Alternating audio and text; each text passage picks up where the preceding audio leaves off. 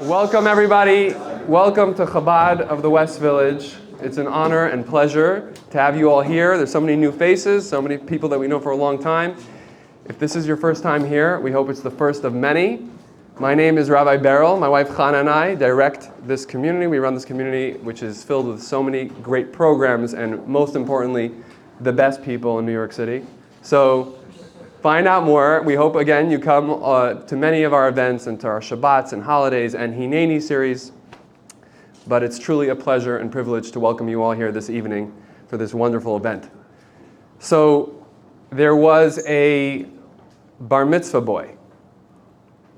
He was turning 13.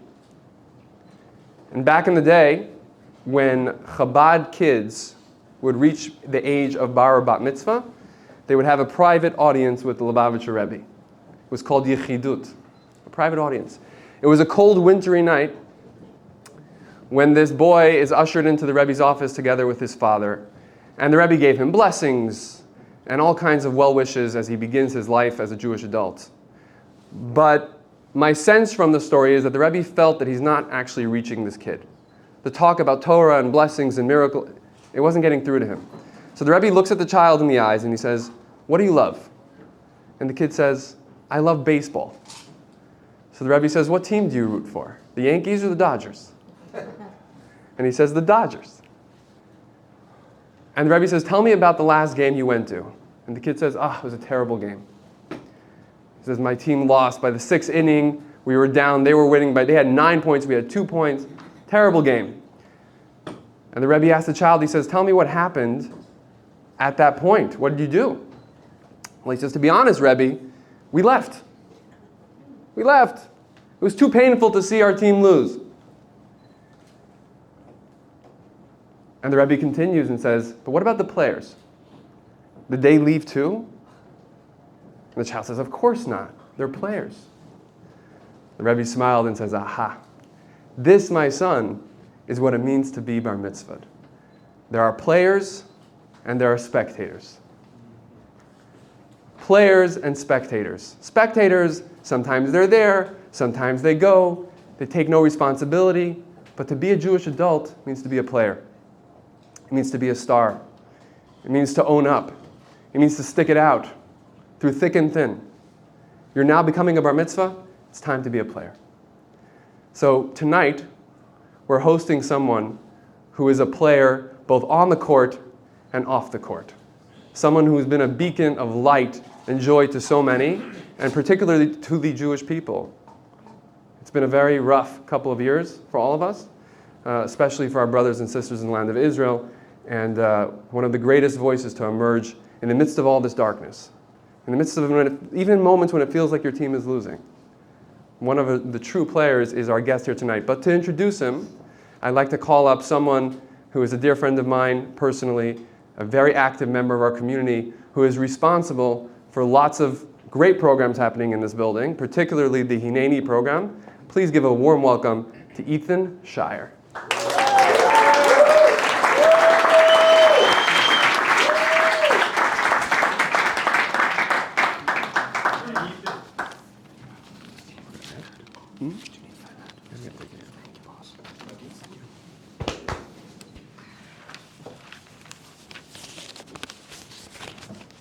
Wow, how nice it is to see this place so filled on a Thursday evening.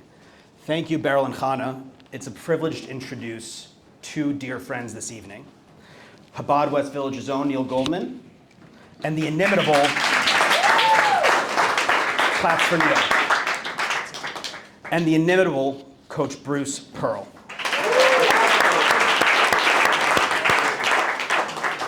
Let's start with our in-house Hineni moderator. Neil has been a pillar of our Chabad West Village community for several years, serving as Rabbi for countless Shabbos and high holiday services, chanting the Haftorah, and empowering dozens of young Jews here in Lower Manhattan to connect or reconnect with their Jewish roots. Neil lives a life of kiruv, and we're all better off because of him.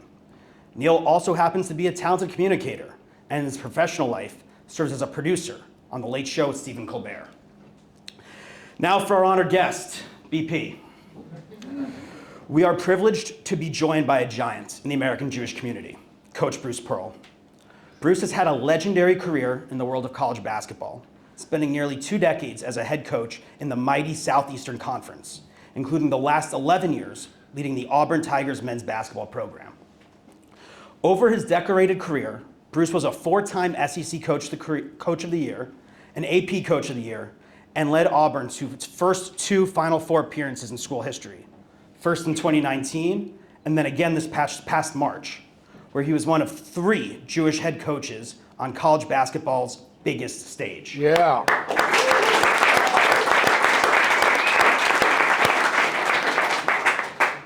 Last month, Erev Rosh Hashanah, Bruce retired as the winningest coach in Auburn men's basketball history and a top 5 winningest coach in SEC history. Beyond his success on the hardwood, Bruce has distinguished himself as a tremendous leader of young men. Since taking over Auburn's program in 2014, he has had 48 graduates, the most in the SEC over that time span. In addition to his coaching prowess, Coach Pearl is a courageous American patriot and fearless advocate on behalf of the Jewish people. Bruce serves as chair of the board of the U.S. Israel Education Association, a nonprofit dedicated to fostering greater understanding and appreciation for the Jewish people's ancestral homelands.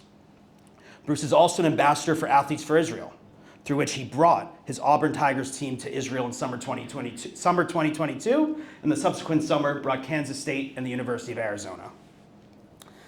Now, I've been fortunate to get to know Bruce in recent years.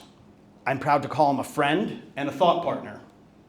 While our conversations often span subjects like national security and the future of the Middle East, there's one story in particular I would like to share with this group. Last March, my girlfriend Cheryl and I ventured to New York City's Auburn Watch Party at St. Patrick's Bar and Grill on West 46th Street for the Tigers' Sweet 16 matchup against the Michigan Wolverines. There's got to be some Michigan people in this room here at Chabad West Village. Wasn't your night that night, fortunately. The place was packed with Alabamian expats donning their finest burnt orange and navy. Late in the first half, the CBS broadcast cut to the family of Edon Alexander, an American hostage held in Gaza, whom Bruce had invited to the game. As the camera pans to the Alexanders, and announcer Ian Eagle discussed Bruce's effort to have them at the game and raise awareness for Edon's release, over 100 Auburn fans and alumni in Midtown Manhattan stood and applauded. I was floored. As Israel was seemingly being maligned at every turn, the Jewish homeland was met with sincere appreciation by a room of non-Jews watching March Madness. This opened my eyes to how unique and exceptional Bruce is as an advocate. It was a blessing to see Edon, a Tenafly, New Jersey native, return home safe and sound later that spring. And thank you, Bruce, for helping elevate his story to a national audience.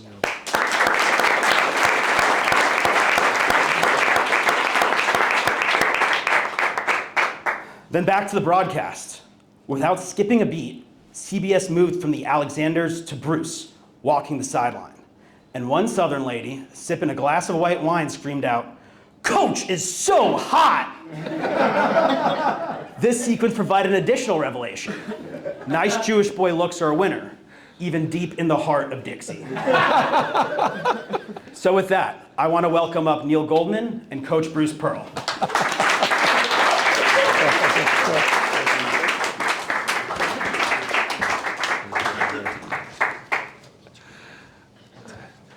I don't remember the Coach is so hot part. I don't remember that. You were in Atlanta. You were busy coaching. Oh, I was busy coaching.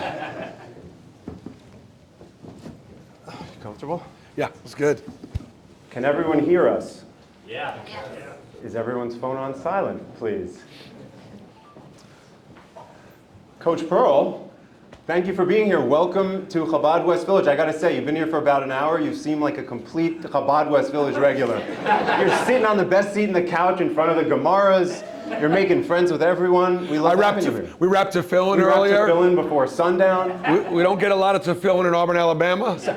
Nor do we get some as amazing challah. How good was the challah tonight? Amazing, right? So I wanted to ask you, how were your holidays? What is it like celebrating Rosh Hashanah, Yom Kippur, and Sukkot in Auburn, Alabama? Wow, it's awesome. We have one temple. We have a Rabbi, and she was wonderful. And there's about 30 families is all. But we've got about 150 Jewish kids at Auburn, about 100 of them involved in the Hillel, and they come, and it just warms the hearts of all of our older, members of the synagogue. My wife and I built a sukkah, and because we live in a Christian community, we oftentimes invite non-Jewish people to come over and celebrate Sukkot. And the reason why we do it is the same reason that I say to all my Christian friends. I ask them, so who are you having over for Passover? And they'll say, Coach, I'm not Christian. We don't celebrate. I said, look, you're always telling me how you want to be more like Jesus. Jesus celebrated Passover every year of his life, and you're not celebrating Passover? So we celebrate the festival of the tabernacle, right?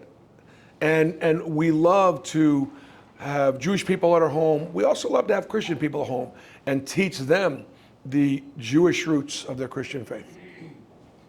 There's a mazel tov in order. Congratulations on your retirement from coaching.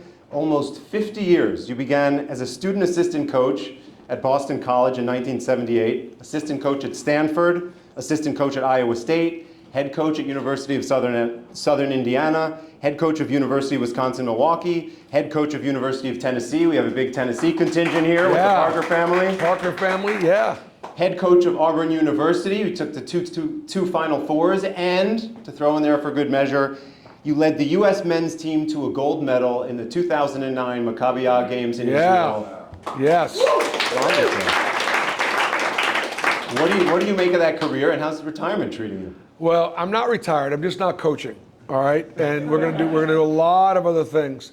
But 2009, I got a chance to coach the USA team to Israel in the 18th Maccabi. And I'd wanted to be the coach for a long, long time, but I was at Southern Indiana. I was nobody from nowhere, and finally got to Tennessee. I got on their radar. They asked me to coach the team. I brought the boys out to Knoxville. I took them to Shul. The Maccabi team. The whole, we'd our tryouts there. And for people who aren't familiar, the Maccabi is like the Jewish Olympics. Hundreds of countries bring their delegations. It happens, every 4 years? Every 4 years. Every 4 years. In Israel. Essentially the Jewish Olympics in Israel. It's what it is. It's the Jewish Olympics. And so I had a great team. Danny Grunfeld was my best player. His father, Ernie Grunfeld, a Hungarian Jew that played for the New York Knicks and was a great general manager with the Bucks and with the Knicks and Washington. And my son was our power forward. Todd Golden, the coach of the Florida Gators, was my point guard. And one of my best players on that team should have been John Shire. But he said no because Coach K wouldn't let him go to Israel with me. John Shire, head coach of Duke. Head coach at Duke. So it was a star-studded cast. And we got to the championship game and we were playing Israel for the gold medal. Fortunately, Israel does not lose at home. Thank God, thank Hashem. Israel, I want Israel to win at home all the time, except this particular night. The officials, the referees, Abraham, Isaac, and Jacob are getting screwed. I'm getting no calls at all. I'm like, look, I'm one of you. I'm circumcised too. I mean, like, can't get a whistle, but we won the game in overtime, and it was awesome. I brought 13 Jewish boys over there, and they came home 13 Jewish young men. Yeah, it seemed, reading about it, like it was bigger than basketball for you. Oh, well, we all know this, that when you ask anybody in Israel, what can we do? We all want to do. We're here in the diaspora. What do we want to do? Just come visit, come back, bring somebody else. That's like the best thing that we can do. And so that's part of Maccabi USA. That's part of my involvement with Athletes for Israel, bringing teams to Israel. We were able to take Auburn to Israel. And that's part of what I'm going to have a little bit more time to do now that I'm not coaching. Everybody's asking me why now, because we just went to the Final Four. I've got plenty of juice. I've got plenty of energy. I got a little tired of trying to live up to the lofty expectations that we had built. Okay, that's true. The whole NIL transfer portal, having guys for just 1 year. Can you explain that for people who aren't familiar? We're now paying our athletes, which is fine, and we were late to the party to pay our student athletes, and the NCAA was the biggest antitrust Sherman Act violator in the history of our country, in the sense that student athletes were worth way more than tuition, room, board, books, and fees. We know that now based on the market, where literally guys are getting millions of dollars to play, but there are just no rules, and there's a transfer portal that lets them transfer at the end of every year, so anybody and everybody can recruit the kids off your team. And they don't have to sit a year. They don't have to sit. There's no non-competes. There are more rules in professional sports right now than there are in college, and so that whole thing, part of the time. But the most important thing was this: I didn't wake up every morning just thinking about how am I going to beat Alabama. How am I going to beat Tennessee? How am I going to beat Kentucky? And in order to do the job well, that's what you got to think about. I've been waking up every morning worrying about the hostages. I've been waking up every morning worrying about Hamas and whether or not there can be peace for our people. That has been a big part. I worry about our country and what direction we head and turn. And so I just said, I got to do something else. Thought about running for Senate. Yeah, everybody thought you were going to replace Tommy Tuberville, another college coach who announced he's not going to be running for re-election in 2026. Yep, and that's where Ethan Shire and I became really close friends. He was a great advisor, I thought about it. In fact, I probably spent the month of May and June, really doing it, putting it on. I tried it on. I liked it. It was good. I would be the first Jewish Republican senator since Norm Coleman. There's a lot of things about it that make a ton of sense. But I think I'd hate the work. I'm about bringing people together. I'm about working together. I'm an American. I am conservative. I am a Republican, but I'm an American. Let me give you one example of how it's broke. So I was having a hard time getting on the ballot as a Republican because I had donated through an AIPAC portal money to 2 African-American Democrats who are good on Israel. We all get our AIPAC reports. I don't care whether you're Democrat or you're Republican. You're good on Israel, you're good with me. I'm a basketball coach. 2 African-American men that are good on Israel, the Democrats. I look at this and go, God, what am I supposed to do? This is what I'm supposed to do. And that got to the point where the Republican Party in Alabama said, you're not eligible to be on the ballot. And of course, there's an appeal process, and I would have had to go through the appeal process, and I would have won the appeal. We would have figured it out, so on and so forth. But that really bothered me.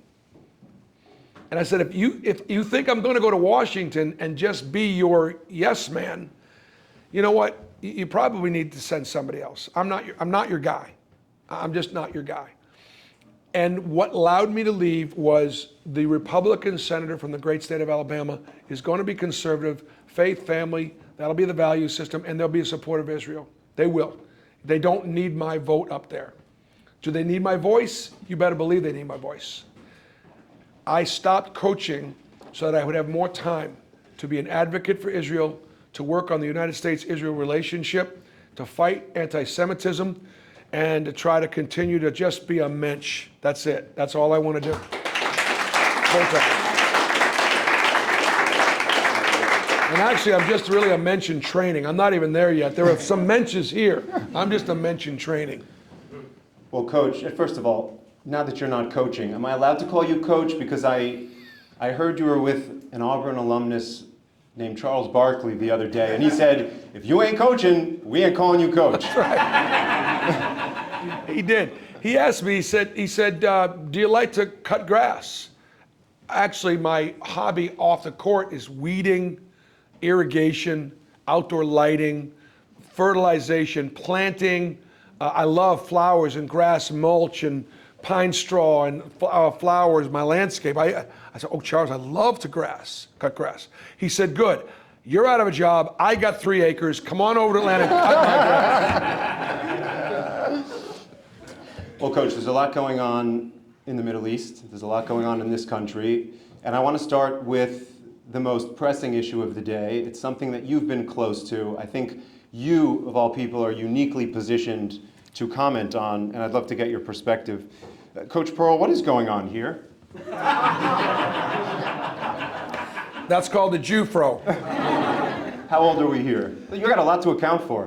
This is a big Purim costume. I think that's high school. I think it's a high school graduation picture. And that was, for those of us that remember, you remember Bernie on room 222? You know, had the big afro, except his was red.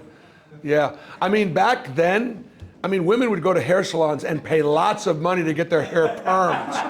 That was natural. That was just natural. So before you were a household name in college basketball, you were a Jewish kid from Sharon, Massachusetts. What was your upbringing like, and how did being Jewish factor into it? You know what, I was blessed, and Rabbi, thank you for talking to us a little bit about the difference between being a participant and being a player. And that was really, really, really good. It speaks to all of us. And isn't it wonderful that here in the West Village, Chabad and Jewish life is alive? And it's alive because your gift is your presence. Your being here is your gift. Tomorrow night's Shabbat, Saturday is services. Come back, come back and enjoy each other, right? Enjoy each other.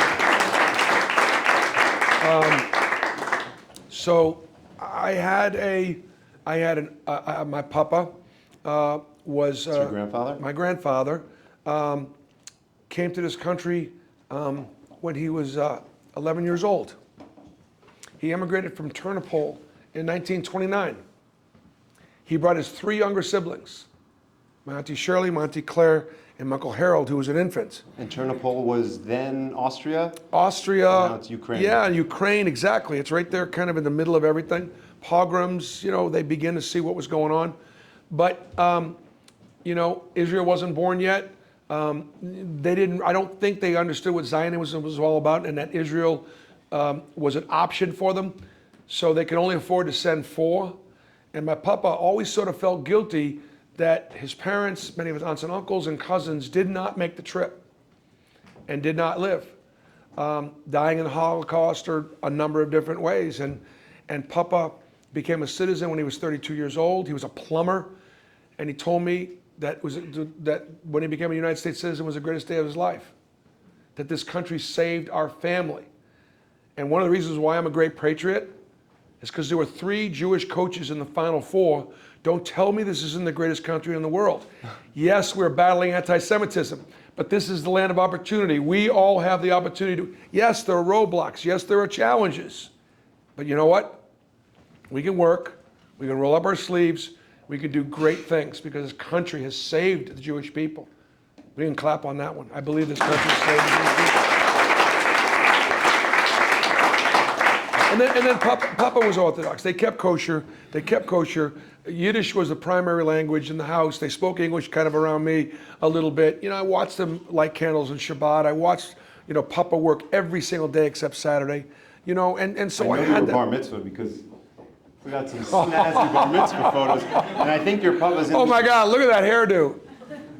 Is that him on the left of you? My papa's on the left, yeah. There's a moment you had with him, which you told me, which is seared into your memory.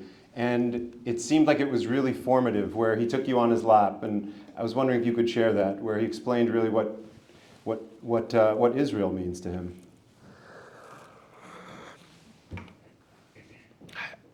I haven't seen that picture in forever.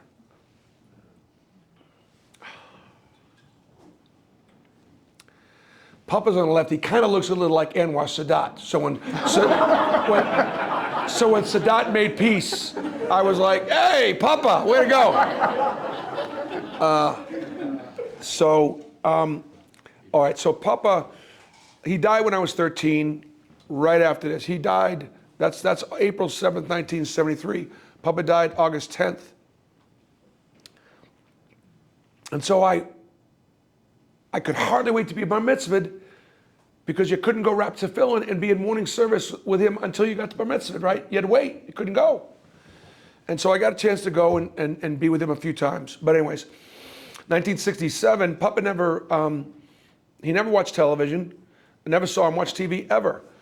He went to bed after supper and left beforehand to go work. And he did great. He did great, took great care of the family.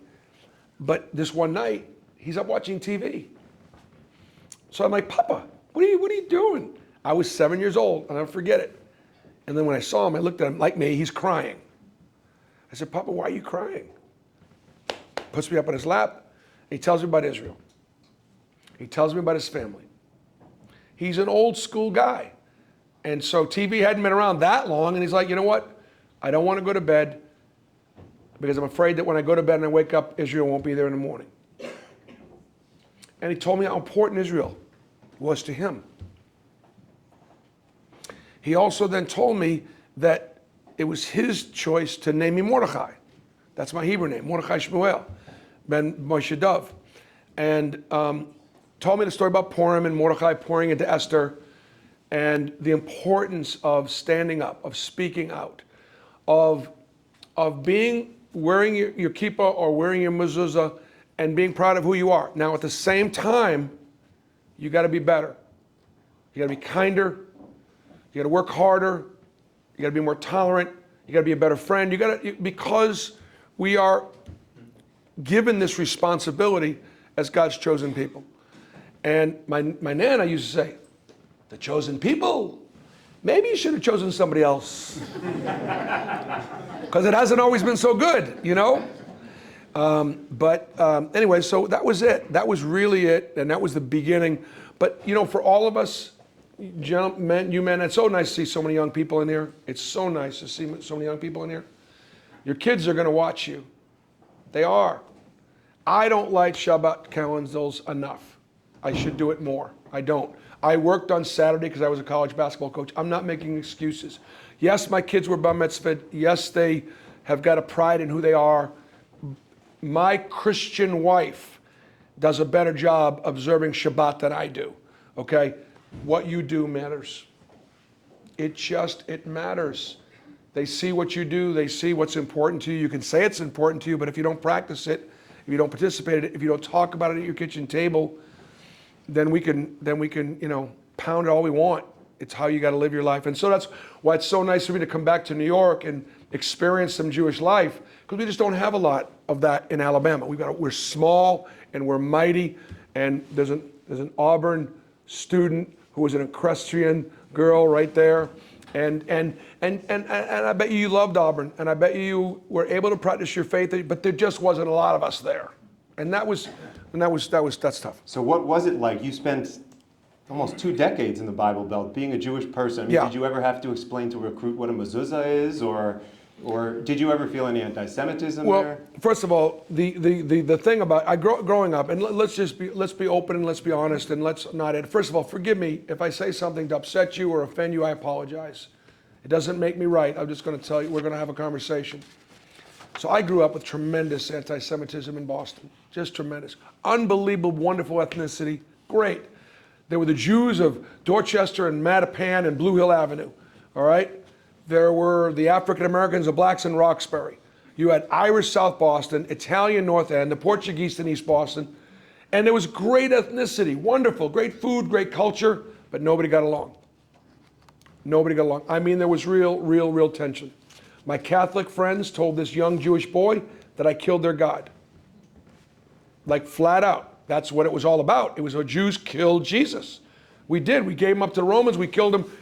And when I'm trying to process as a young kid, well, holy cow, like, I love God. Like, I don't even know who this Jesus guy is, and he's your God, and we killed him? Ma, Dad, did we, explain this to me? And that was what was just so incredibly prevalent. A similar experience happened to your daughter. I was talking to your daughter, Jacqui, Yeah. your oldest daughter, and she was saying when you guys were in Indiana, I believe, she was a little girl at the time. She's the only Jewish kid in her class. Yes. And she makes friends in class, and one day a girl says to her, if you don't accept Jesus Christ as our Lord and Savior, you're going to hell. Right. And she said she came home to you Right. and said, Dad, one of my friends just said, if I don't accept Jesus Christ as our Lord and Savior, I'm going to hell. Right. And as Jacqui was telling me this on the phone, I thought, what must it have been like for Bruce Pearl, a parent, to have to explain to his little girl what that was all about and what it means to be different, to be Jewish? Yes. What was it? Do you remember that? And I what was that remember like it very for you? well. It was Kara Carlisle, a sweet, wonderful girl. Let me tell you the difference, though. There's a difference. And if you talk to Jacqui a little bit more, she would tell you how Kara was one of her best friends. The difference was, in Boston, I was being punished for what we allegedly did. In that particular case in Indiana, Kara was such a sweet Christian girl, and she had been raised to believe that the only way you're going to go to heaven was to believe in Jesus, and she loved her dear friend Jacqui, and so out of the sweetness and kindness of her heart, she wanted Jacqui to know Jesus so her dear friend would go to heaven. We were not offended by that. We understood it. It was different than what it was with me growing up. That's not why I couldn't date a girl that wasn't Jewish. Or when I get off the bus and I go to somebody's house, the parents would take the kid into the other room and go, of all the kids on the football team, you got to bring the Jew home? Really? And the kid who was my offensive lineman, who was my good friend, didn't know, like, he didn't understand his parents or his grandparents. I saw it over and over and over again. We got work to do. We got work to do. In the evangelical South, it is honestly, it's different. It's different. Yeah, they believe in Jesus. Yeah, they're not sure whether they're going to heaven or not, but they're not, they actually read from the Old Testament. They actually celebrate the Jewish roots of their Christian faith. They are staunch, the evangelical Christians are staunch supporters of the state of Israel. They are. And they are our great allies in this country. We need their support because, let's face it, politically, standing with Israel right now on both sides of the aisle is not necessarily the political W that it used to be in many ways. And so I'm just telling you, the South it's different, it's better. The Christians in our community would not allow that kind of anti-Semitism. They just wouldn't have it. You've been public about your Jewishness for a long time. In March, you took it to a whole new level. You did something remarkable. And to paint the picture a little bit, it's March 2025, the NCAA tournament. Millions of people around the country are watching. The team that Bruce Pearl was coaching, the Auburn Tigers, was ranked #1 in the country. They've just beaten Creighton. They're moving on to the Sweet 16. They're doing a press conference after the game, which, if you've never seen a press conference, the questions are always about the game, about strategy, about player injuries. And Coach Pearl gets up there with 3 of his star players. You had Janai Broom, you had Tahad Pettiford, Yep. and you had Chad Baker-Mazar. Yeah, Miles Kelly, I think, was there. Yep. And you chose to start the press conference like this. I get asked a lot how this basketball program has become so competitive over the last 8 years. You're looking at the reasons right here. But for me, I believe it was God's plan to give us this success beyond what we deserve, to give us this platform, to give me an opportunity to just start this press conference really briefly and remind the world that Eden Alexander is still held hostage in Gaza right now. An American held hostage. And there aren't enough people in this country that know his name. So I asked the players if it was okay if I started out this press conference and just called out the name of an American. Bring the hostages home.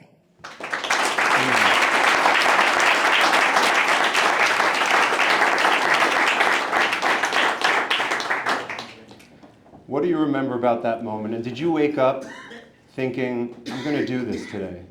How did this moment come about? It's a great question, and thank you for framing it that way. Okay, we're at a wedding. We're celebrating at a wedding. We're drinking, we're dancing, we're doing the horror. We are promising God, we're celebrating this young couple. We're living our best Jewish lives. And during the course of the ceremony, we shatter a glass. Yes, it's the destruction of the Second Temple. Yes, it's because marriage is fragile and 1,000 different pieces. But for me, more than anything, it's for those of us that are blessed, enjoying this incredible celebration. Life is good.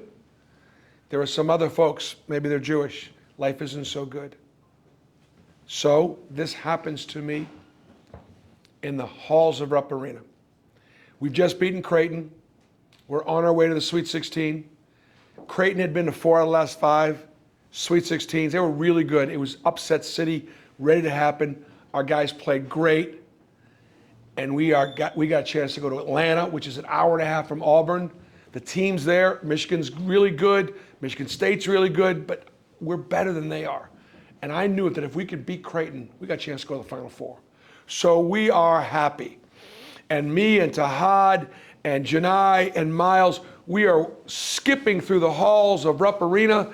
I felt like Dorothy and the Tin Man and the Scarecrow and, somebody a little tall. And we're just, all of a sudden, Edon Alexander's name comes into my heart. I don't think I had said his name ever. I might have read about it. I'm not sure. So I said to my sports information director, and she's there. She's ready to provide all the answers. She's thinking I'm going to say now, okay, what's Creighton's record in the round of 32? We got Michigan coming up. What's their record in the Sweet 16? Who are their best players? She's ready to give me all the answers. And I asked her, I said, Marlene, there's one American still alive in Gaza right now. What's his name? She's like, what? I said, Marlene, do you not understand the words that are coming out of my mouth? There's an American held hostage. We got to go on this press conference. What's his? I get my phone out. She was just flabbergasted. It's Eden Alexander. It's not. It's Edon, but Eden. All right, it's Eden. That's it. It was Eden Alexander. Okay, fine. I said to the players, guys, you know me. We have an American held hostage. Do you mind if I start the press conference? I said, Coach, no. Go. Do it. I said, guys, I don't want to take anything away from you. We won this big game. Coach, say his name. And Tahad Pettiford even says, Coach, the kid's from Jersey, isn't he? Because Tahad was from Jersey City. He didn't know his name, but knew he was from Jersey. So the players bought in. And that buy-in, and the story of their buy-in, was what actually touches more people. That my players were wanting to go ahead and say his name, knowing that many in the world are watching, and many that don't follow it. When I said American is alive and held hostage in Gaza, I was speaking to an audience that doesn't watch CNN or Fox or MSNBC. They're watching ESPN, and they maybe had no idea. So then what would happen? I get a call the next day from Adi. Adi is Edon's father.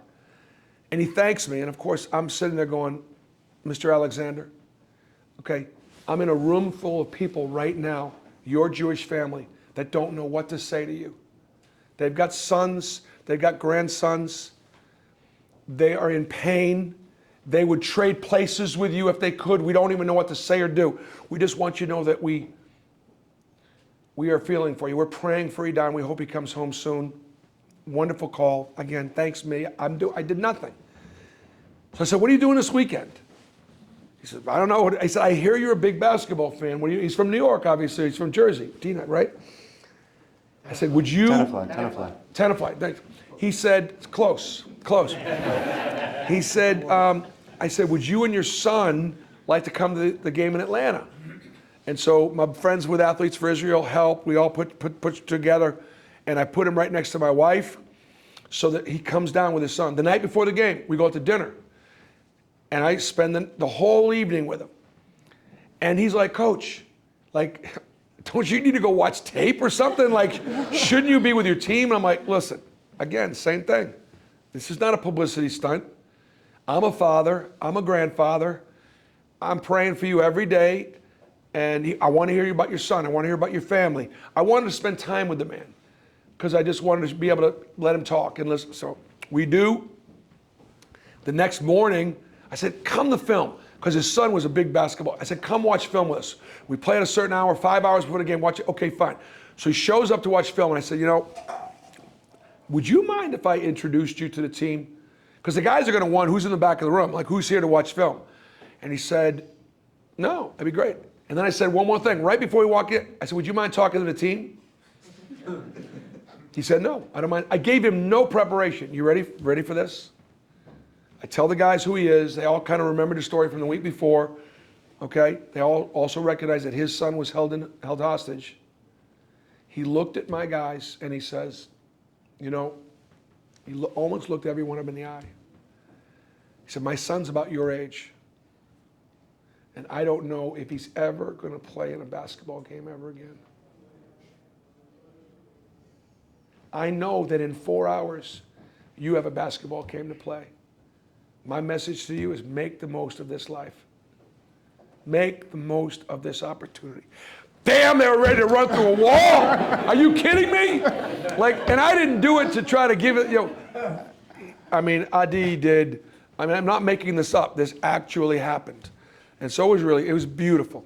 Well, we're very happy Idan is back, and we pray that the remaining bodies get back, including an American, Omer Nutra from Long Island, we want everyone back. We can give them a proper, dignified burial. Please. I want to share something with you. I want to ask you more about Israel, but I want to share something with you. A lot of people in this room were watching you in March Madness, and I got a text message from one of my best friends in the world, Zach Berg, and it was a screenshot of an email that his father sent your assistant at Auburn.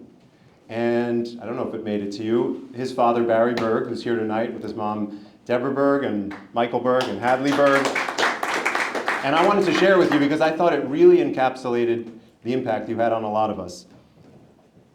Dear Bruce, as a proud American Jew and one of 4 siblings of Holocaust survivor parents, it makes me and my family so proud to see how you use your platform to speak on behalf of Israel and the hostages. The way you spoke yesterday after reading Creighton was amazing, and it's pretty much the only thing that we're talking about. We need more people like you. You can be sure that our tribe is rooting for Auburn to go all the way. Good luck, Barry Berg. That's awesome. Which I thought was just That's great. Awesome. I met him tonight. And I went to Yeshiva University. They have not yet made the NCAA Division I tournament. So I was looking for a dog in the fight, and I said, Auburn all the way. Well, if you took us to the Final Four, we did good on your poll. We did good. You did good. I want to ask you about an organization that I think a lot of people in this room have not heard of. Yeah. It's doing great work. And your daughter, Jacqui, said of all your children, this is your favorite child. Tell us about the U.S.-Israel Education Alliance and how you got involved. Well, I try to be brief. It's hard for me to be brief. Yeah, you could ask me one question. We could have been here all night, right? I'm going to ask Coach about coaching, I promise. All right. It's no big deal, so I'm chairman of the board of an organization called U.S. Israel Education Association. We're losing the battle in education. We're losing it everywhere. And the bad thing about losing it is, like we're on the side of good versus evil. We're on the side of truth. There is a biblical truth to what's taking place in the Middle East. There is a historical truth that exists. And there's reality on the ground right now. And somehow we were losing all 3 around the world. And so I go on this trip with an organization. I really don't know anything about them. And we're going to Israel and we're visiting all these sites, Jewish sites, Christian sites, whatever. We've got a minister traveling with us. She's teaching us the Abrahamic covenant. She's teaching us, again, the Jewish roots of their Christian faith, and oh my God, she's tying it all together. And don't forget, I'm a coach. I'm always trying to bring people together. It's amazing. We're meeting with political leaders. Like, this is not your average trip. And I said to my wife, I said, honey, I think this is some kind of an organization, and I think they're going to ask us for some money at the end of the trip. And that's exactly what happened. And so, but the time was amazing. Long story short, fast forward, I joined the board. I became a major contributor. I donated a lot of money to start the Judea-Samaria Chamber of Commerce to help Palestinians and Jews in Judea and Samaria to have success in their business and come together in peace and prosperity, so on and so forth. We got to know the Jabari family in Hebron and the work that's being done right now by Nir Barkat and others to see whether or not Hebron as a community in Judea and Samaria can tell the Palestinian Authority, see you, we're done with you, we're tired of you, we want to join the Abraham Accords, we want to become a part of it. We're going to let Israel have sovereignty over this land, and there's not a damn thing you can do about it. And this is what the people of Hebron want, a fairly large portion of it. This is the work that we've done. The best thing that we did, one of the best things we did, we took Mike Johnson, the Speaker of the House, who was a wonderful Christian man, and his wife, and 6 other congressional leaders this August to Israel. But the biggest difference between our trips and most trips, we take them to Hebron. We take them to Shiloh. We take them to Ariel.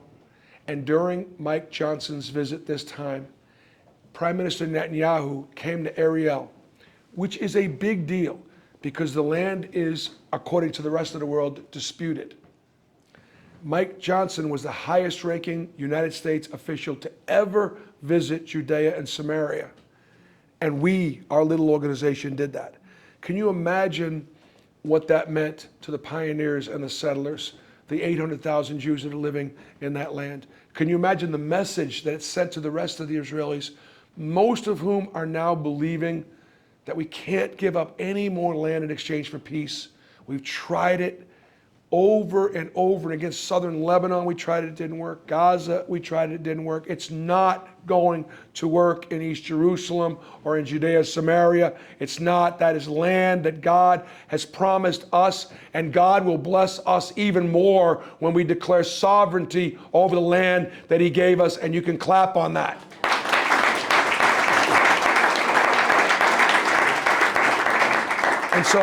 And so that's kind of, yeah. That is what we do. If anybody would like to hear more about it and join us in any way, shape, or form, love to talk to you about it. So Israel now has this truce with Hamas. Yep. The future is uncertain. There are obviously no easy answers from Right. your perspective. Yep. Where do we go from here? Dan, I so appreciate, Neil, the opportunity, and I'll try to be brief on this. First of all, what a blessing that the hostages got released. What a blessing. And I don't know that there could be a man on earth or president in our history, in our time, anytime, that could have had enough relations and leverage over the Arabs, even though there's some of those relationships are business relationships, whatever they are. He's got relationships. And he was able to get Prime Minister Netanyahu to make tremendous compromise, to be able to say, look, baby, this is it. If we don't do it now, we're never going to get him out. And honestly, let's stop and think, honestly. They took 250 hostages. How many did they get back? They got back a lot of them. What would you have bet on October 8th when we found out, or whatever, whenever we found out they had 250? What number would you have put on the fact of how many we would have gotten out? It'd be a lot less than what we did, particularly the last group. Now, I know we still have 13 that we got to still get. Amazing. What he did was amazing. And we should be grateful. Iran is no longer a nuclear threat, at least for the next how many years? 5. They were a real serious nuclear threat. And I don't know how many presidents, no matter how Israel cleared the path for those B-2s to get through, how many presidents would have actually done that? I know that if Kamala Harris was president, she wouldn't have done it. Joe Biden would not have done it. Because they said, don't go into Rafah. I've seen the maps. Don't go into Rafah? That's where our hostages were. What do you mean, don't go into Rafah? So President Trump has done amazing things. Now, phase 2 was partly about demilitarizing Hamas. The reality is Hamas is not going to demilitarize. Why? If Hamas were to, the only way they could demilitarize, if they were to demilitarize at the same time they were given safe passage out of the country. I don't know where they go, but if there was a way for them to leave, no matter where they would have gone, maybe they would have demilitarized. Because the minute they would have laid down their arms and stayed, the other families, the other clans would have killed them all. So they're all in battle right now. And we've seen that over 100 people have been executed and murdered, and the world is getting a chance to see okay, you want to get a look at what it looks like without Israel's safety and security? This is what it looks like. Okay, these are the people and the government that you want to give a state to, right next to Israel? One of the greatest challenges I think that we face is this. This is a huge challenge.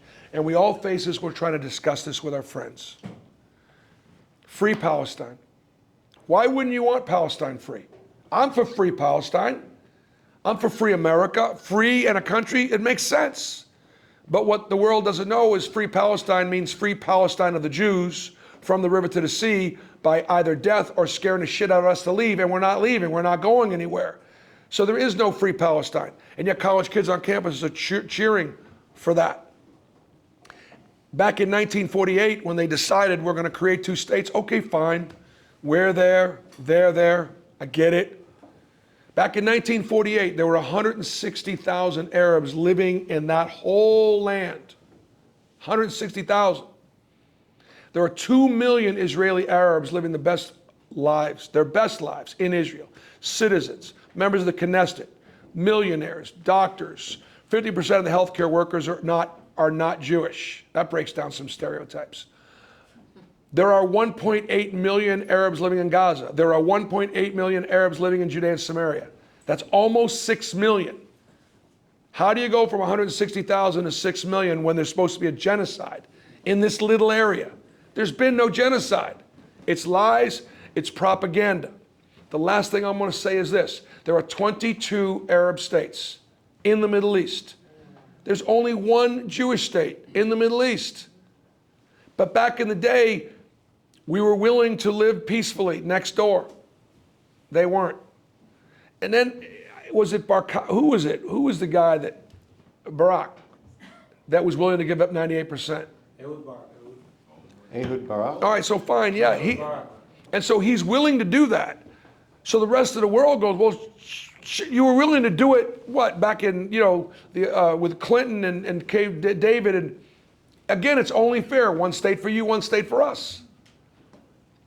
If they had a Palestinian state right now, the capital of that Palestinian state they want is East Jerusalem. Do you know what is in East Jerusalem? The Wailing Wall's in East Jerusalem. It's not in West Jerusalem, it's in East Jerusalem.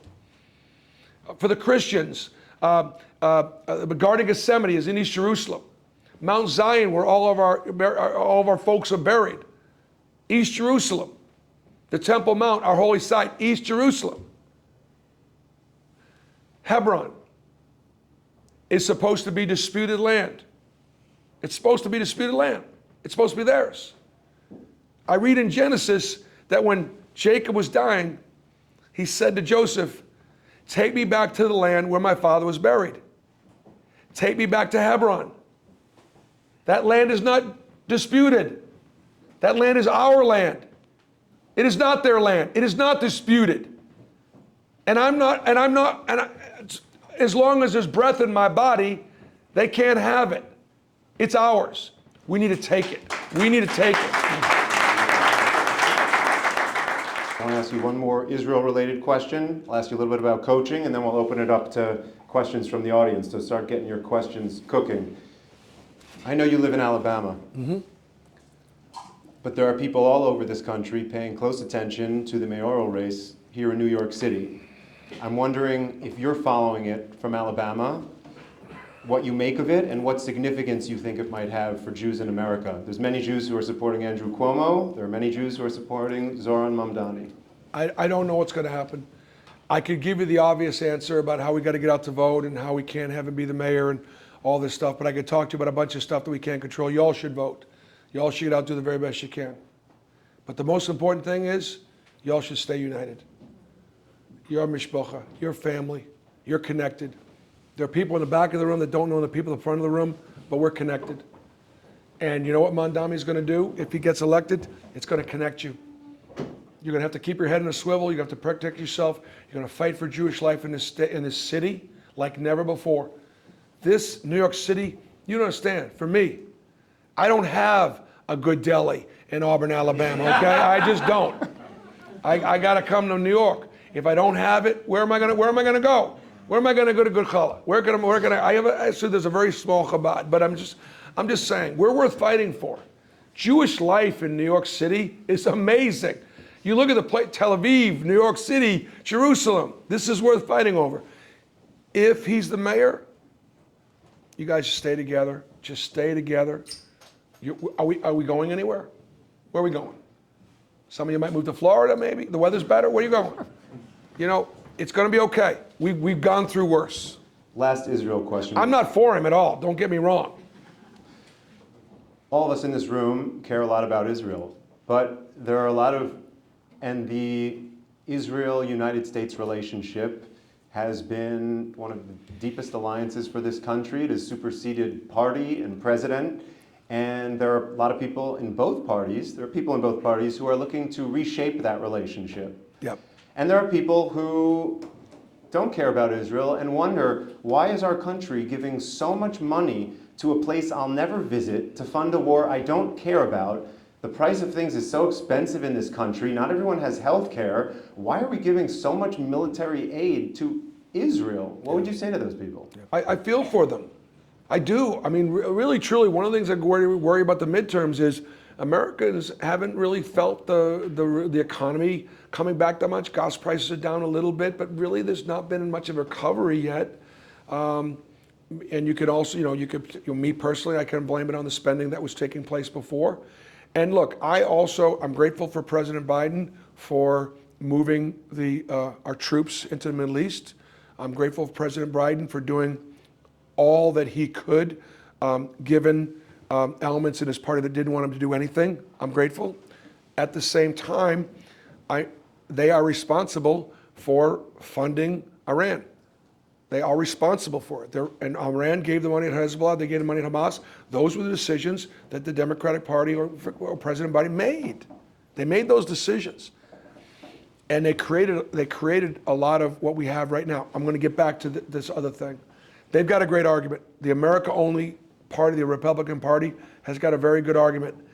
It concerns me because I will tell you, having gone to Washington, D.C., and having met with some ambassadors and other foreign leaders, they were dying for American leadership.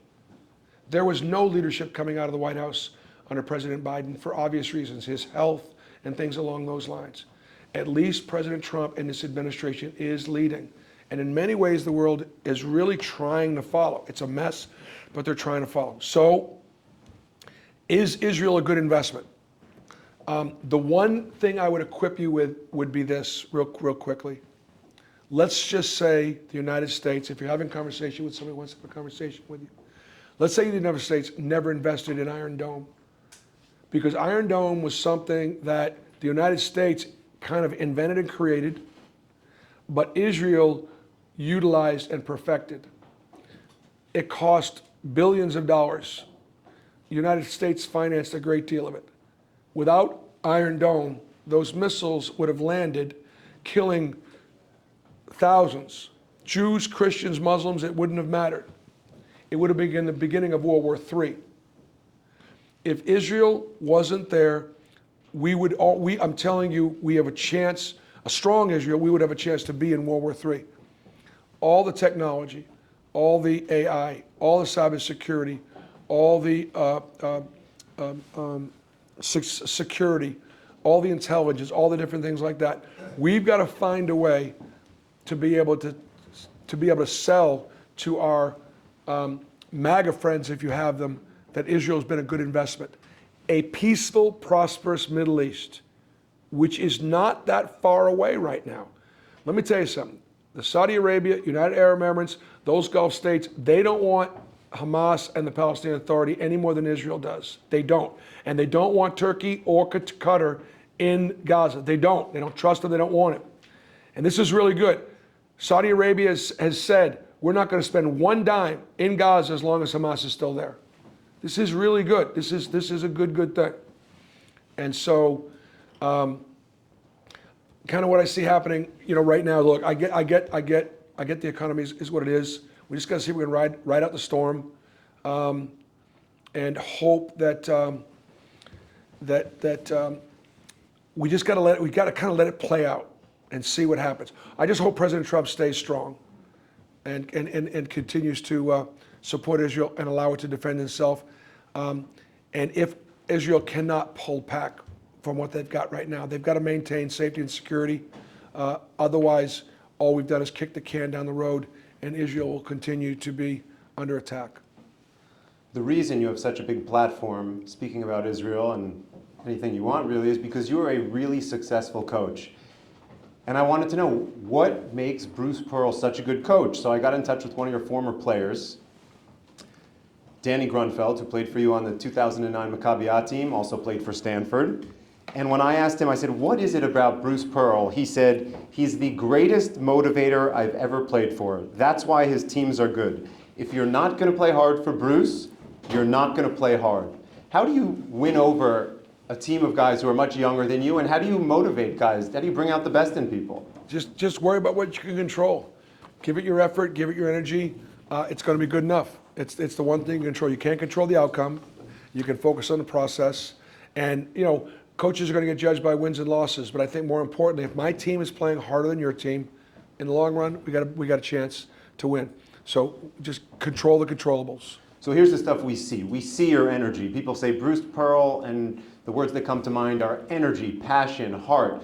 We see you winning over the fan base, taking your shirt off at an Auburn game, painting a V. Not anymore. That's the stuff we see. Danny told me some stories which are not safe for Chabad, which I could share afterwards, which were hilarious. The stuff that we don't see is when people talk about Bruce Pearl changes a culture.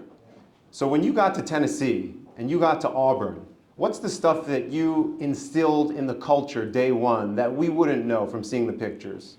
Well, just faith and family, for sure. My players don't care how much you know until they know how much you care. You can coach them as hard as you love them. Why is it that your mom and dad are the only ones that can say things to you that you'll tolerate or listen to? I don't even say listen to. It doesn't make them right. It's because they love you. They love you unconditionally. You may also have a close friend that is willing to tell you the truth because you know she loves you and cares about you, or you know he's got your back. And you listen. You may not even listen to them, but they can say things that nobody else can say. And so as a coach, that's my job, is to discipline them, hold them accountable, have a high expectation for them, be honest with them, make sure they understand it's not going to be easy. The culture, faith and family. I can't hire guys and coaches that are going to go on the road, cheat on their wives, run around, do all this stuff, and talk about faith and family. I can't do it. We're all going to make mistakes, so on and so forth. Judge me by my wife, judge me by the people I surround myself with. I'm going to do the best I can. I've made mistakes. We all have made mistakes.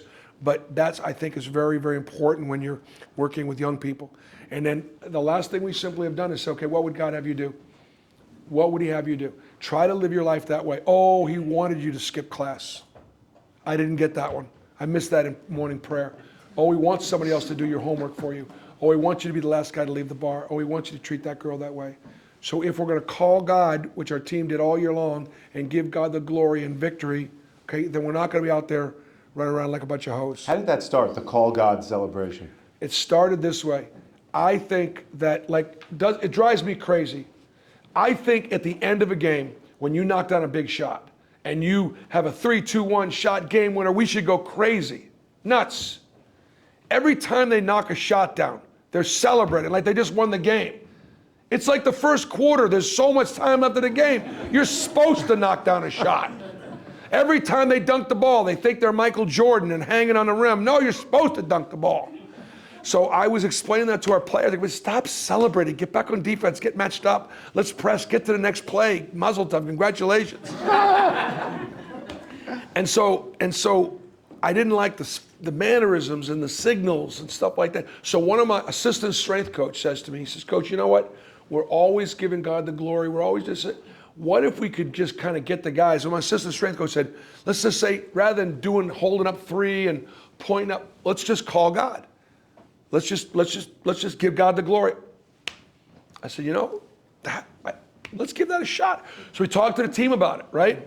First game, I think it was Chad Baker-Mazzara. He knocks down a three. He calls God, whistle blows, technical foul. Referee comes to the bench. I said, what is that for? He said, unsportsmanlike conduct. I said, what did he do? He said, he went like this. I said, he's calling God. Now, they still assessed the technical foul, but we had to go to the league office and make sure look, for the rest of the year, when we're doing like this, we're not taunting them. Right. And so that's kind of how it started, and that's what we did. There's a connection between God and sports, not just because everyone who scores a touchdown or wins a game thanks God. There is something in sports, there are certain moments that are transcendent, and there's a stillness, and it can almost feel like a religious moment. What for you, either as a coach, as a spectator of sports, or as a young guy who was playing sports, what have been some of the most transcendent or spiritual moments? This is real simple. This is real simple, okay? Can you explain Auburn basketball winning 5 SEC championships in the last 8 years? Can you explain that? You got Kentucky and Florida and Tennessee Alabama. You got great Arkansas. It's Hashem. It's truly God. 100%. 100%. Can we get a call Hashem from Auburn? We can call Hashem. No, I mean, it is. And honestly, it's so that we can have the platform. I talked about it in the tournament. That's the only way I could explain it.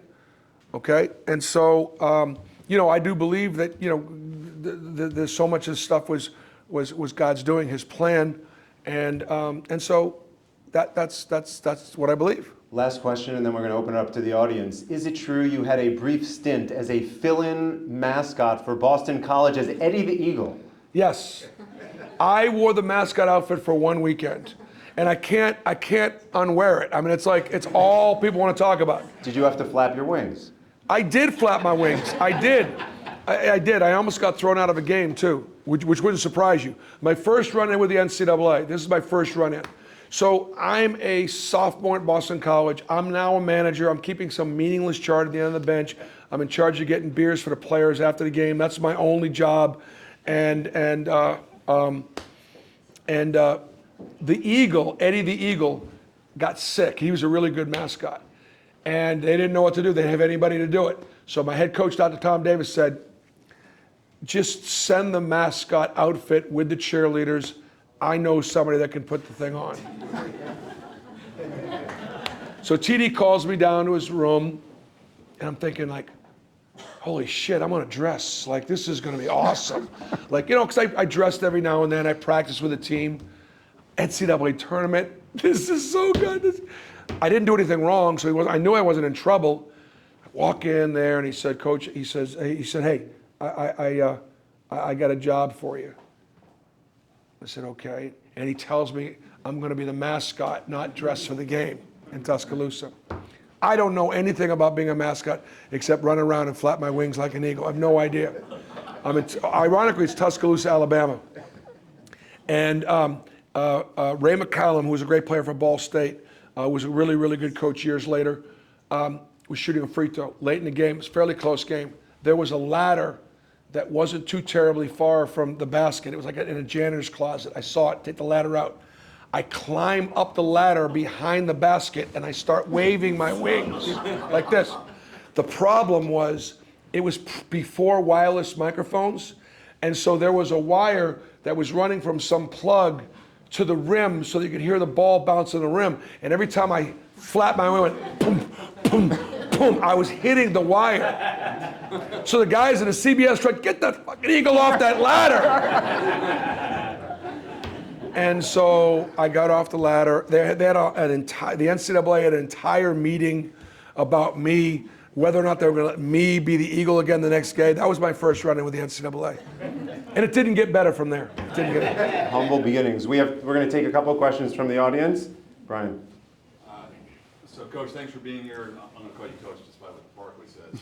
And thanks for shining a light on the hostage issue. And I think it's amazing that the players got behind you. I'm curious if you can talk a little more about some of the other folks in that world and how they responded. Your athletic director, the board of the school, other campuses you were visiting on away games. Yeah. I think that fortunately, and I think Auburn was really worried about this, they were concerned that there would be protesters at games. They did wind up putting some security on the plane. I've gotten death threats. I get prank phone calls. I get baby diapers sent to my house because we're baby killers. I was in Kiowa Island 4 days ago, and some guy walks up to me at the breakfast line buffet and calls me a baby killer. And I looked at him and went, dude, are you on vacation? We're in Kiowa Island. Really? Do we want to have this conversation right now? Really? And he wanted to have the conversation. So I talked to him a little bit, and I had my fist clenched the entire time. I was waiting for him to blink the wrong way. I was going to knock him on his ass, but we had a conversation. But I deal with that. But you know what? Unfortunately, I do put my family at risk. I do. My wife understands that. She's very faithful.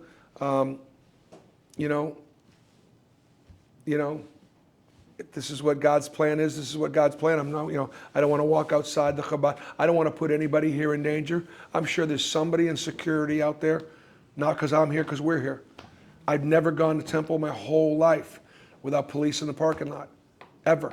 They're not there to park cars. We all know what we're talking about. We all grew up that way. Nothing's any different. So, yes, there are obviously threats. The one thing that happened to me that I'll share with you and don't blame Auburn on this, because Auburn got it figured out. They did fine. But after October 7th, and they know that I'm already an advocate, they know I'm on TV, they know I'm outspoken, they know I'm very upset, and they know I'm pissed off, and they know I'm ready to, and they're not sure what I'm going to do. And so I'd been on Fox a few times and whatever, and a couple of the people at the administration, not the president, but he sent them, said, look, Coach, we appreciate your advocacy. We don't want you to stop. We understand you're upset. We're sorry about everything that's going on and the hostages. But would you think about when you are doing an interview on TV and it's basketball, wear your basketball stuff. But meanwhile, I got my dog tags on. But if you're going to do an interview about Israel, would you just mind wearing a shirt that's just nondescript, non-Auburn? So I listened to it at first. I was very upset, but I didn't say a word. I did not say a word because they respectfully came in and talked to me, and I respectfully listened to them. I could not sleep the night. I could not sleep. I couldn't sleep. I prayed a little bit about it. I went and saw the president the next day, asked him if I could see him. To his credit, he saw me right away. I said, Dr. Roberts, listen. I said, if I was African American and I was protesting about George Floyd or about police brutality or about anything involving racism, and I was a black coach, would you tell me to take off my Auburn shirt? And the answer is no, sir, you would not. You would not. I'm a Jewish American. I'm a Jewish basketball coach. I'm not taking off my Auburn jersey. If you want me to take off my Auburn jersey when I'm talking about Israel, fire me. I'm still the coach at Auburn.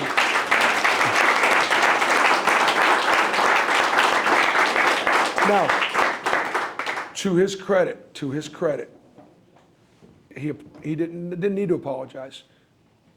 That was not an issue, to his credit. And I'm grateful because, listen, there's nobody in the country that's letting their coach do what I do. It's not easy. Sometimes it does affect us in recruiting. Sometimes there are some kids and sometimes it could affect our football recruiting or other things like that. But they've managed to put up with me. I've been to 2 Final Fours, so they're not going to fire me. Anyone else? Questions? All right, we're going to wrap in just a minute. But actually, we wanted to present you with a little gift, a token of our appreciation for being here tonight. We know that you're someone who always calls God, remembers that there's someone above him. You've been a proud Jew. We're really grateful that you're here tonight, and I have a little something for you. Do you want to do that, or? Well, yeah. First open this up, and then actually, we weren't sure if we were going to do this, but let's do it. We're going to say a prayer. Coach is going to lead us in a chapter of Tehillim or Psalms, which are prayers that King David wrote in times of distress, which Jews still say to call upon God for help and protection. But before we do that, open the gift, and then you'll understand why afterwards. Oh man, look at that. We got a Chabad kippah. It's got Chabad West Village with Auburn University and your Hebrew name Mordechai Shmuel. So would you like to? Wow. Would you like to put that on and lead us in a chapter of Psalms? And the way we'll do this is, Coach will do this in English. Coach will read a line in English, and then we'll do it responsively. We'll say it in English. Is there anyone? We got a mezuzah there too. Is there anyone or anything you're going to have in mind? Any intention as you lead us in this prayer? Well, I just pray for all you and pray for your families and pray for this community, pray for this Jewish community. But I also want to pray for the pioneers and the 800,000 Jewish people that are living in the hills of Judea and Samaria in what the world calls disputed territory, but which is truly our ancestral homeland. and they just continue to get kicked down the road. And I have them in my hearts and in my minds and my prayers. So you start us off with the line that says "A song for a sense," and then we will repeat after you in English. Okay, great. A song for a sense. I shall raise my eyes to the mountains. From where will my help come? A song of ascents. I shall raise my eyes to the mountains. From where will my help come? My help is from the Lord, the maker of heaven and earth. My help is from the Lord, maker of heaven and earth. He will not allow your foot to falter. Your guardian will not slumber. He will not allow your foot to falter. Your guardian will not slumber. Behold, the garden of Israel will neither slumber nor sleep. Behold, the guardian of Israel will neither slumber nor sleep. The Lord is your guardian. The Lord is your shadow. He is by your right hand. The Lord is your guardian. The Lord is your shadow. He is by your right hand. By day the sun will not By day the sun will not smite you, nor will the moon at night. By day the sun will not smite you, nor will the moon at night. The Lord will guard you from all evil. He will guard your soul. The Lord will guard you from all evil. He will guard your soul. The Lord will guard your going out and your coming in from now to eternity. The Lord will guide your going out and your coming in from now into eternity. Thank you, Coach. Thank you.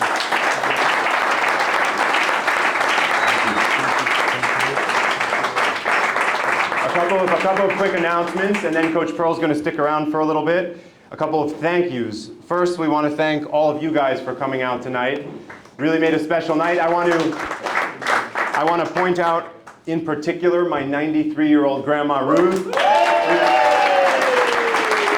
who delayed her trip back to the other holy land of Boca Raton so she could be here tonight. Huge Auburn fan, huge fan of Eddie the Eagle, actually. I want to thank Ethan Shire, who you heard from earlier. A lot of people said, God, how did you get Bruce Pearl? And the answer is Ethan Shire. He's a dear member of our community. Coach walked in and said, I love Ethan Shire. I said, take a number. So thank you, Ethan, for making this happen. Ethan is a partner with Rabbi Berel, Chana, and I in this Hineni speaker series. Our next speaker is going to be two-time Emmy Award-winning actress Patricia Heaton, who you know from Everybody Loves Raymond, who's been a staunch supporter of Israel and the Jewish people. That's Tuesday, November 4th. I want to thank your assistant, Bridget Graba at Auburn, and your lovely daughter, Jacqui, who just before her 40th birthday getaway was sending me great old pictures from the family albums. I want to thank Steeven Mallet, our videographer. This is not his day job, and he does a great job. We're really appreciative. And Zoe Frishberg, who's been sitting up here getting footage for us of Coach, which we could spread on social media, spreading Coach's thoughts and ideas to people who weren't able to make it tonight. I want to thank Eliran Raviv, who was here with me till after midnight the other night, and the Rabbi setting up and is the heart and soul of this community. I want to thank Mark Calcano, our dear security guard, who's become a wonderful member of our community and keeps us safe. I want to thank your former player Danny Grunfeld and the Goldberg family for putting me in touch with him. Heather Kachlon for setting up our visual elements today, also not her day job, but used to be a consultant and said, I could do PowerPoint pretty well, so she helped out. We thank her.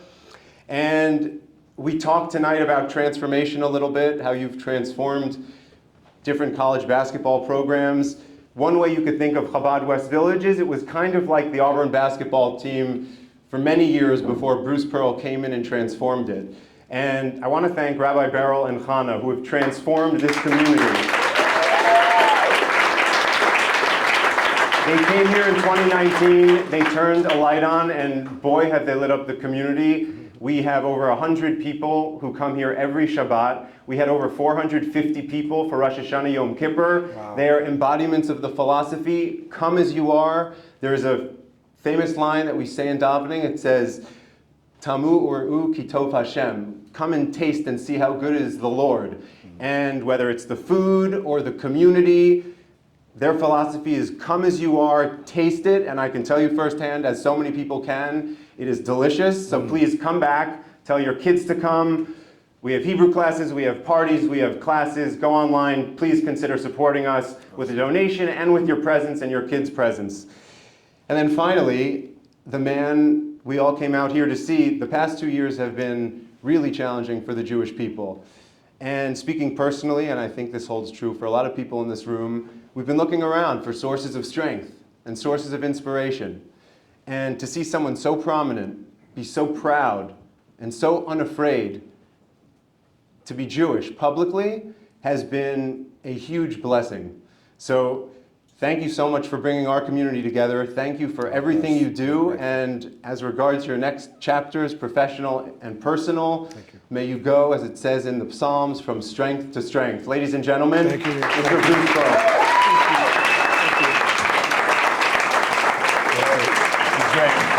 Thank you.